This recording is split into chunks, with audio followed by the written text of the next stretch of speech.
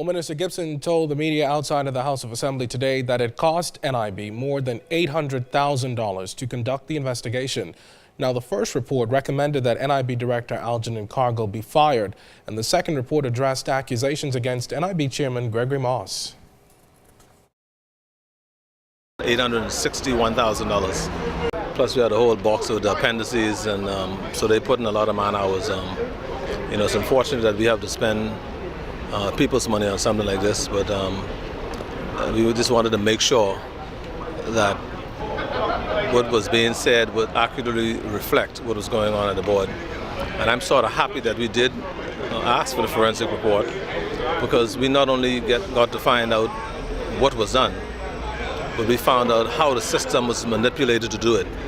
And so we're reviewing those processes to see how we could put safeguards in the system to make sure that moving forward, the way that the system was able to be manipulated between 2008 and 2012, that we minimize the chances of that happening that way again. Now, Minister Gibson also gave this explanation about the ongoing saga, including a report from Mr. Cargill. Mr. Gibson added that the chairman never acted outside of his authority. Supplied a 49-page document, and I guess like everything else, initially when Greg Moss discovered all of the things that was going on in National Insurance, to deflect from what Greg Moss discovered, he started accusing Greg Moss of doing certain things.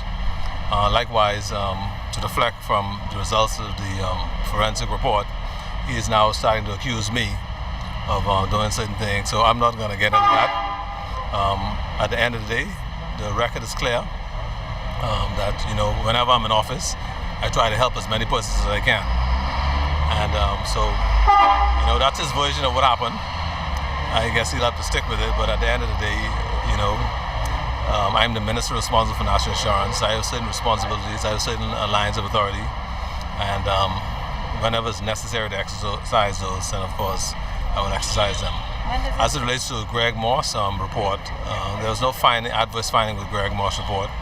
The board gave him a spending limit of $50,000. Mr. Cargill issued him a credit card with a $25,000 limit. The only reason why it was $25,000 is because it was a card off of the card that Mr. Cargill had.